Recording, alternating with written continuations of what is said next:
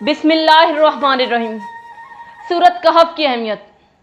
सूरत कहफ क्या है, इसको क्यों जुम्मे वाले दिन पढ़ना चाहिए, इससे हमें क्या हासिल होता है, इससे क्या हमारी परेशानियां दूर हो जाती हैं, क्या इससे हमारे सारे गम दूर हो जाते हैं, क्या इससे हमारी बीमारियों में कमी आएगी, क्या इससे हम खुदा से बातें कर सकते हैं, क्या इससे हम दोज़ख की आग से बच सकते हैं, क्या इसको जुम्मे वाले दिन पढ़ना बहुत ज़रूरी है, क्या इसको हम आम दिनों में पढ़ सकते हैं, क्या इससे हमारी सारी दुनिया, हमारे सारे गम दूर हो सकते हैं, क्या इससे हमारी रोज़ी रोटी में बरकत हो सकती है। इन सब सवालात के जवाब जानने के लिए सबसे पहले अगर आप हमारे चैनल पर नए हैं तो हमारे चैनल को सब्सक्राइब कर दें, लाइक कर दें और कमेंट कर दें। सूरत कहफ। सूरत कहफ 110 आयात पर मुश्तमिल मक्की सूरत है। कहफ के मायने पहाड़ी गार के हैं। कहफ के मायने पहाड़ी गार के हैं। इस सूरत को ज़माना नज़्वल रसूलुल्लाह सल्लल्लाहु अलैहि वसल्लम की मक्की ज़िंदगी का तीसरा दौर बताया जाता है। इस्लामी तारीख के मुताले से पता चलता है कि ये वो आप सल्लल्लाहु पर नहायत सख्त गुजरा है। इस दौर में मुशरिकीन मक्का आप सल्लल्लाहु अलैहि वसल्लम को जिस्मानी ज़हनी तकलीफ़ पहुंचा रहे थे। माशी और माशरती मकासिद। शोएब अबी तालिब भी इसी दौर में हुआ था। इस मौके पर हज़रत खदीजा रज़ियल्लाहु तआला अन्हा, जो तालिब और उनका ख़ानदान ही आप सल्लल्लाहु अलैहि वसल्लम की हर किस्म की मावनत करता रहा, लेकिन हज़रत खदीजा अलैहिस्सलाम और हज़रत अबू तालिब के वसाल के बाद कुरैश मक्का शिद्दत से आप सल्लल्लाहु अलैहि वसल्लम के मुखालिफ हो गए, जिसकी बिना पर आप सल्लल्लाहु अलैहि वसल्लम को मक्का मुकर्रमा से मदीना तैयबा हिजरत करना पड़ी। इस सूरत के मुताले से बखूबी अंदाज़ा हो जाता है कि ये सूरत इसी तीसरे दौर में नासिल हुई है, क्योंकि अभी मुसलमानों की पहली हिजरत का हुक्म नहीं हुआ था और उन्हें असहाबे कहफ का किस्सा सुनाकर उनकी हिम्मत अफजाई की गई थी। इस सूरत मुबारक में तौहीद की तालीम के भरपूर तबलीग की गई है। इस सूरत में 3 अहम वाक़यात हैं, जिसका बड़ी तफसीली वाक़या असहाब कहफ का है। दूसरा वाक़या हज़रत मूसा अलैहिस्सलाम और हज़रत खज़र अलैहिस्सलाम का, वो नबियों के अज़ीमुल शान मुलाकात का है। इसमें तीसरा अहम वाक़या हज़रत ज़ुल्क़रनैन रज़ियल्लाहु तआला अन्हा का है। ये सूरत मुबारक ऐन दरमियान कुरान मजीद में वाक़या है और अल्फाज कुरान पाक के हिसाब से इसमें आयत नंबर 19 में बिल्कुल नस पर है और हुर्फ ते बिल्कुल कुरान मजीद का दरमियानी हुर्फ है। सूरत कहफ के फ़ज़ाइल। एक सहाबी सैयद बिन जफ़ी ने इस सूरत की तिलावत शुरू की तो उनके जानवर ने बुदकना शुरू कर दिया, यानी कि भौंकना, उछलना शुरू कर दिया। इन्होंने गौर से देखा तो उन्हें साइबाने की तरह एक बादल नजर आया, जिसने उन पर साया कर रखा था। इन्होंने हज़रत सल्लल्लाहु अलैहि वसल्लम, हमारे प्यारे नबी रहमतुल्लिल आलमीन से इसका जिक्र किया तो आप सल्लल्लाहु अलैहि वसल्लम ने इरशाद फरमाया, पढ़ते रहो, ये वो सकीना है जो अल्लाह ताला की तरफ से कुरान की तिलावत पर नाजिल होता है। नंबर 2, रसूलुल्लाह सल्लल्लाहु अलैहि वसल्लम ने इरशाद फरमाया, जो शख्स सूरत कहफ की 10 आयातें याद करे वो दज्जाल के फितने से बचा रहेगा। दज्जाल आना लाज़मी है और क्या खूबसूरत अल्लाह ताला ने इस सूरत में बता दी है कि 10 आयातें जिसको याद हो जाएंगी, सिर्फ 10 आयातें जिसको याद हो जाएंगी, वो दज्जाल के फितने से दूर रहेगा, यानी कि वो उनको गुमराह नहीं कर सकेगा, उनको दोज़ख की तरफ गामज़न नहीं कर सकेगा। सुभान अल्लाह। रसूलुल्लाह सल्लल्लाहु अलैहि वसल्लम ने इरशाद फरमाया, जिसने सूरत कहफ की 3 आयात याद कर ली, जिसने सूरत कहफ की 3 आयात याद कर ली, वो दज्जाल के फितने से बच गया। यानी कि उन्होंने 2 जगह फरमा दिया है कि जिसने 10 आयातें याद की वो भी बच जाएगा, जिसने 3 आयात याद की वो भी बच जाएगा। नबी करीम सल्लल्लाहु अलैहि वसल्लम ने इरशाद फरमाया, जिसने बरोज़े जुम्मा सूरत कहफ की तिलावत किया, इसके लिए अल्लाह ताला 2 जुम्मों के दरमियान एक नूर रोशन फरमा देता है। सुभान अल्लाह के 2 जुम्मों के दरमियान, आज जुम्मा है, आज और उससे अगला, उन दोनों के दरमियान नूर रोशन हो जाएगा। रसूलुल्लाह सल्लल्लाहु अलैहि वसल्लम ने इरशाद फरमाया, जिसने सूरत कहफ इस तरह पढ़ी जिस तरह नाजिल हुई, उसके लिए क़यामत के दिन एक नूर होगा। सुभान अल्लाह के हर कुरान का एक एक ज़र्रा हमें जन्नत की तारीफ طرف گامزن کر رہے ہیں، ایک ایک ذرا ہمیں الگ الگ ہدایت دے رہا ہے، ایک ایک لفظ ہمیں الگ الگ ہدایات دے رہا ہے کہ تم انسان ہو، گناہوں کا پتلا ہو، اگر تم جنت میں جانا چاہتے ہو تو اس قرآن کو اپنے دل میں محفوظ کر لو۔ اس بات کا بھی ذکر ہے کہ ایک وقت آئے گا جب ہم سے قرآن چھن جائے گا، تب ہم کیا کریں گے؟ تب ہم کس کو دیکھیں گے؟ تب ہم کیا پڑھیں گے کہ ہم جنت کی طرف چلے جائیں؟ اس لیے اپنے قرآن کو اپنے دل میں بسا لو۔ پھر ہے حضرت امام حسین سے روایت ہے کہ جس شخص نے بروز جمعہ سورۃ کہف پڑھی وہ پورے ہفتے تک ہر فتنے سے محفوظ رہے گا، اور اگر دجال بھی نکلتا ہے تو اس سے بھی محفوظ رہے گا، کہ ہمیں نہیں پتا کہ دجال کا کون سا وقت ہے۔ قیامت کی نشانیاں ایک ایک کر کے پوری ہوتی جا رہی ہیں، اور اس بات کا اندازہ لگایا جا سکتا ہے کہ دجال کسی بھی وقت آ سکتا ہے، پر یہ نہیں پتا کہ وہ کب آئے گا۔ تو کہا گیا ہے کہ قرآن کو اپنے دلوں میں محفوظ کر لو، دجال آنے والا ہے۔ ایک روایت میں آیا ہے کہ سورۃ کہف جسے تورات میں حائلہ کہا گیا ہے، وہ اپنی کاری اور جہنم کے درمیان حائل ہو جاتی ہے۔ حضرت معاذ رضی اللہ تعالیٰ عنہ سے روایت ہے کہ حضرت نبی کریم صلی اللہ علیہ وسلم نے ارشاد فرمایا، جو شخص سورۃ کہف کا ابتدائی اور آخری حصہ پڑھ لیا کرے اس کے لیے پاؤں سے سر تک کا نور ہوگا، اور جو مکمل سورۃ کہف پڑھ لے اس کے لیے آسمان و زمین کے درمیان نور بھر جائے گا۔ ایک روایت میں ہے کہ جس نے سورۃ کہف پڑھی وہ 3 دن تک گناہوں سے محفوظ رہے گا، اور نیکیاں اس پر برسیں گی، اور وہ خوشیوں سے مالا مال ہو جائے گا، اس کے سارے غم دور ہو جائیں گے۔ جس نے جمعے کے روز سورۃ کہف کی تلاوت کی اس کے لیے اللہ تعالیٰ 2 جمعوں کے درمیان نور روشن فرما دیتے ہیں۔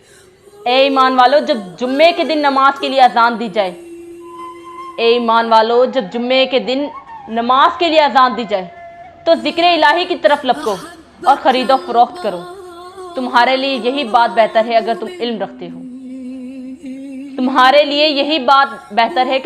رکھتے ہو۔ تحفہ جمعہ، اللہ تعالیٰ نے ہمیں جمعے کا ایک تحفہ دیا ہے۔ وہ تحفہ کیا ہے؟ حضرت ابو ہریرہ اور حضرت ابن عباس رضی اللہ تعالیٰ عنہ سے مروی ہے کہ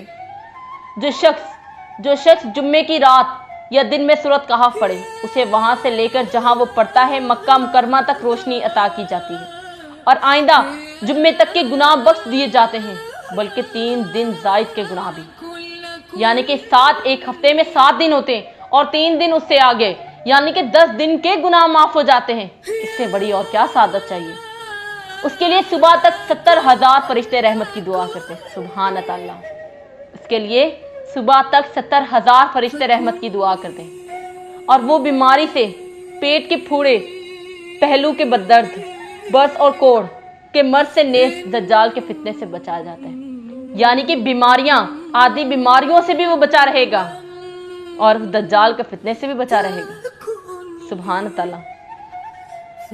بیت اللہ شریف تک نور ہی نور۔ حضور صلی اللہ علیہ وسلم نے ارشاد فرمایا، جو شخص جمعے کے دن سورۃ کہف کی تلاوت کرتا ہے تو جس جگہ وہ سورۃ کہف کی تلاوت کرتا ہے وہاں سے لے کر مکہ مکرمہ تک کا فاصلہ نور سے منور ہو جاتا ہے۔ رسول صلی اللہ علیہ وسلم نے ارشاد فرمایا، جس جمعے کے دن سورۃ کہف کو ایسے ہی پڑھیں کہ وہ اتاری گئی ہے، یعنی تجوید کے ساتھ اچھے انداز میں، اور پھر وہ دجال کو پالے تو دجال اس پر مسلط نہیں ہوگا۔ رسول اللہ صلی اللہ علیہ وسلم نے جو شخص سورۃ کہف کی ابتدائی 10 آیات یاد کرے وہ دجال کے فتنے سے بچا رہے گا۔ جو شخص سورۃ کہف کی آخری 10 آیات یاد کر لے پھر وہ دجال نکل آیا تو دجال اس پر غلبہ نہیں پا سکتا۔ حضرت سیدنا رضی اللہ تعالیٰ عنہ فرماتے ہیں کہ ایک شخص سورۃ کہف کی تلاوت کر رہا تھا، اس کے گھر میں ایک جانور بندھا ہوا تھا، اچانک وہ جانور بھٹکنے لگا۔ اس شخص نے دیکھا کہ ایک دجال نے اس کو ڈھانپا ہوا ہے۔ اس شخص نے حضور صلی اللہ علیہ وسلم سے اس واقعے کا ذکر کیا تو آپ صلی اللہ علیہ وسلم نے فرمایا، اے فلاں، تلاوت کیا کرو کہ وہ سکینہ ہے جو تلاوت قرآن کرتے وقت نازل ہوتا ہے، سبحان تعالیٰ۔ حضرت سیدنا ابو دردہ رضی اللہ تعالیٰ عنہ سے روایت ہے کہ نبی کریم صلی اللہ علیہ وسلم نے فرمایا، جو سورۃ کہف کی پہلی 10 آیاتیں یاد کر لے وہ دجال سے محفوظ رہے گا۔ سبحان اللہ۔ حدیث شریف میں ہے کہ ہر جمعے کے دن میں یا جمعے کی رات یا دن میں سورۃ کہف ضرور پڑھا کرو۔ اس کی فضیلتیں ہیں۔ نمبر 1، حدیث شریف میں ہے کہ جو شخص جمعے کے دن سورۃ کہف پڑھ لیتا ہے اس کے لیے جمعے سے آنے والے جمعے کے درمیان پورے ہفتے کے غم دور ہو جاتے ہیں اور خوشیاں ہی خوشیاں ہوں گی انشاءاللہ۔ پر اس یقین کے ساتھ پڑھنا ہے کہ اللہ تعالیٰ وہ تمہیں چیز ضرور دے گا اور جو دعا مانگو گی وہ ضرور قبول ہوگی۔ جو شخص جمعے کی رات سورۃ کہف پڑھ لیتا ہے اس کے لیے اس کی جگہ اور بیت العتیق خانہ کعبہ کے درمیان ایک نور روشنی بخش جاتی ہے۔ ایک روایت میں ہے کہ جس شخص نے سورۃ کہف جس طرح اتری اس طرح پڑھ لی اس کی جگہ اور مکہ مکرمہ کے درمیان ایک ضیاء پاش روشنی بکھیرنے والا نور بنی رہتی ہے۔ اور جو شخص اس کی آخری 10 آیاتیں پڑھتا ہے اگر دجال اس کی زندگی میں نمودار ہو گیا تو اس شخص پر مسلط نہ ہو سکے گا۔ سبحان تعالیٰ کہ کیا کیا فضیلتیں ہمیں بتائی ہیں۔ سورۃ کہف میں ہمارے لیے 4 اہم سبق ہیں اور وہ کیا ہیں؟ پہلا سبق ہمارے لیے یہ ہے کہ اللہ ہمیں ایمان سے آزماتا ہے تاکہ وہ دیکھ لے اور ہم بھی دیکھ لیں کہ ہم اپنی زبانوں کے دعووں کی کتنے سچے ہیں، اور پھر جب ہم اس کی آزمائش میں ثابت قدم رہتے ہیں اور ڈگمگاتے نہیں ہیں تو اللہ ایسے طریقوں سے ہماری مدد فرماتا ہے جو انسانی سمجھ سے باہر ہے۔ سبحان تعالیٰ کہ اللہ تعالیٰ ہم پر سختیاں لاتا ہے۔ جب ہمارے اوپر پریشانی آتی ہے تو ہم اللہ کو بھول جاتے ہیں، ہمارے گھر خوشیاں آتی ہیں تو ہم اللہ کو بھول جاتے ہیں، اور جب پریشانیاں آتی ہیں تو سجدوں میں پڑ جاتے ہیں۔ اللہ تعالیٰ پریشانیوں سے ہمیں آزماتا ہے، ہم پر خوشیاں دیتا ہے، ہم پر غم دیتا ہے۔ ان دونوں کاموں میں ہمیں اپنے اللہ پر پورا یقین رکھنا چاہیے کہ وہ ہماری غیب نہ غیب سے کہیں نہ کہیں سے ضرور مدد کرے گا، اور ہمیں اس بات کا یقین ہونا چاہیے اور پختہ یقین ہونا چاہیے کہ خدا اپنے بندوں کو خالی ہاتھ نہیں چھوڑتا۔ جب وہ دعا مانگتے ہیں اور رو کر مانگتے ہیں تو خدا کیسے اپنے بندے کو ناراض کر سکتا ہے؟ خدا کیسے اپنے بندے کو بھول سکتا ہے؟ تو اس لیے ہر ٹائم ہر وقت اپنے خدا پر پختہ یقین رکھو کہ وہ کسی حال میں تمہیں بے سہارا نہیں چھوڑے گا۔ اور دوسرا سبق جو سورۃ کہف میں ہمیں سکھاتی ہے وہ یہ ہے کہ مال و دولت صرف نعمتیں نہیں ہیں بلکہ یہ ہماری آزمائش بھی ہے۔ ہم اللہ کا کتنا شکر ادا کرتے ہیں۔ ہمیں کبھی بھی یہ نہیں بھولنا چاہیے کہ دنیا میں جو بھی خیر و جو بھی بھلائی ہمیں ملتی ہے وہ اللہ کی طرف سے ملتی ہے، اور اگر ہم چاہتے ہیں کہ وہ بھلائی ٹھہر جائے اور ہمارے ہاتھ سے نہ جائے تو ہمیں اپنی نعمتوں میں عاجز رہنا چاہیے، کیونکہ جو رب دے وہ واپس لینے پر بھی قدرت رکھتا ہے۔ یہ کبھی نہیں بھولنا چاہیے کہ دنیا اور اس میں موجود ہر شے آتی ہے۔ کیا خوبصورت پیغام دیا ہے کہ اللہ تعالیٰ نے اس بات کا قرآن مجید میں فرما دیا ہے، 2 چیزوں سے تمہیں آزمایا جائے گا، ایک مال و دولت، دوسرا اولاد۔ سبحان تعالیٰ کہ اللہ تعالیٰ جب ہمیں مال و دولت دیتا ہے تو ہم خدا کو بھول جاتے ہیں، اپنی خوشیوں میں مگن ہو جاتے ہیں، الگ الگ چیزیں لینے میں مگن ہو جاتے ہیں۔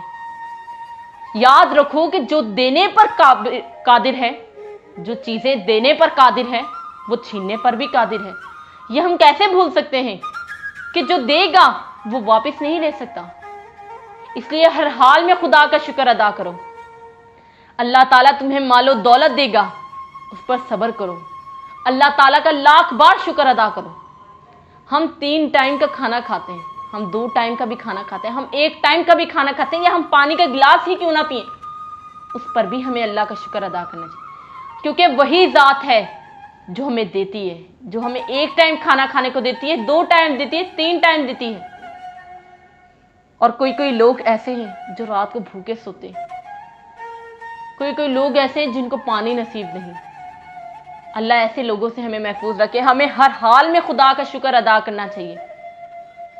2 سبق کتنے اس صورت میں 2 سبق ایسے ہیں جو ہمیں پوری زندگی کا سبق دیتے ہیں۔